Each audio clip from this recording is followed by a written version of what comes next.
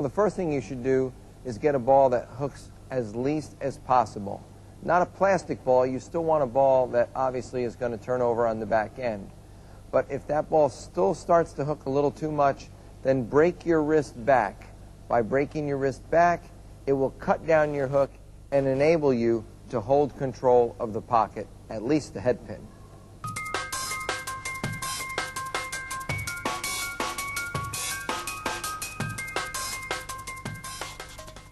Well, if the lanes are getting tighter on the back end, what you need to do is probably get a little bit more hook in your hand.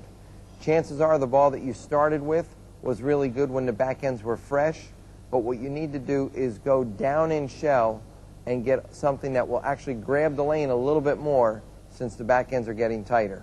This will actually make the ball tip over a little bit, probably give you a little bit more hit when it gets to the pins too.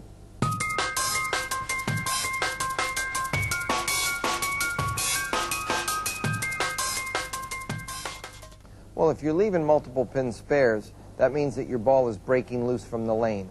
Therefore, chances are it's hooking a little bit too soon, or just overall it's hooking too much. So therefore, you might want to down shell a little bit, get a little bit less ball in your hand, so that once again you can control the pocket, leaving yourself hopefully a one pin or easy makeable spare.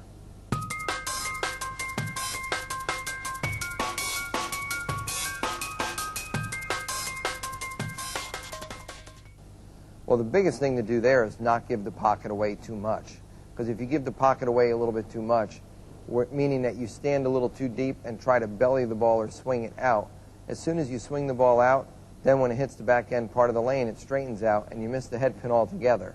So you want to try to get something that you can control, I'll say a little bit of an earlier rolling ball so that it doesn't jump too much because of the friction, but at the same time, it will still continue to roll when it gets to the back end.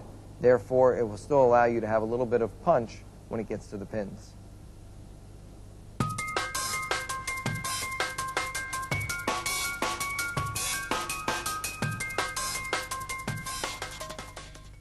Well, actually, our climates back where I grew up at home get quite humid as well. I only live 20 minutes from the ocean, so I know what it's like to have a lot of humidity. The biggest thing there is to have your thumb hole or finger holes opened up a little bit bigger so that you can adjust those holes accordingly. Putting tape in your bowling ball, 2, 3, 4, 5 pieces of tape, if that's what you really need to have, is really to your advantage. You always want to make sure that you can take some out to make your thumb or your fingers still fit in the holes that you obviously have in the bowling ball. It can only increase your score and give you a better feel of the ball as the night progresses.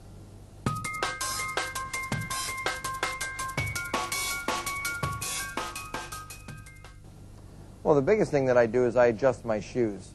I have a sole and a heel that I can actually take off of my bowling shoes to adjust for different approaches on different lanes, basically not only around the country, but for that matter, around the world.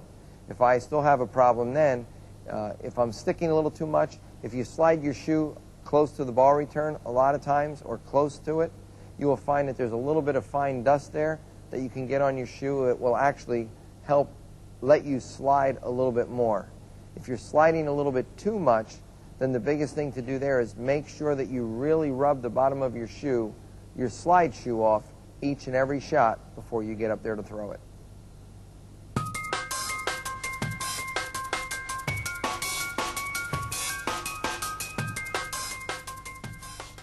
Well, if you're getting outstruck on a high scoring condition, you better change balls. If the scores are high, that means that there's a lot of different bowling balls that will enable you to get to the pocket.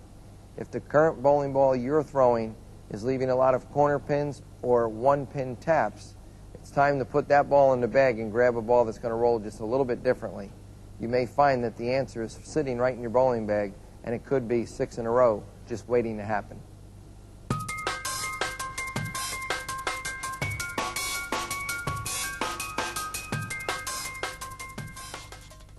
I think the main reason I stay with Brunswick equipment is we all know that it's the best equipment on the market, but I've had nothing but success with Brunswick equipment, and I honestly can see no reason why you would ever want to try any other equipment in the market today.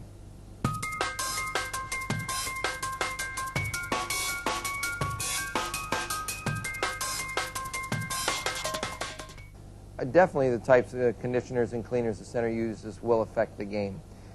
If they use a cleaner that doesn't clean the lane very well, the lane will consistently get tighter and tighter, and sometimes it will actually get so tight that your ball will not turn over on the back end. On the flip side of the coin, maybe a center uses a cleaner that really cleans the lane squeaky clean. Well, rest assured, you know if they've just stripped and re-oiled the lanes right before you're out there to bowl, your ball is really going to hook a lot on the back end. As far as the type of conditioner they use, there's many different types of conditioners out on the market today. Some are more slick than others.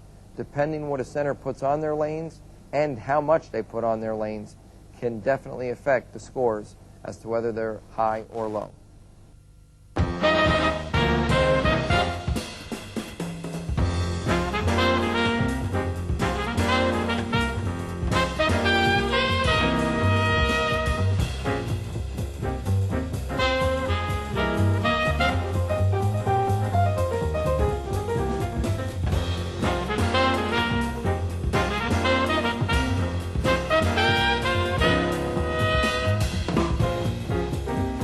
I got one!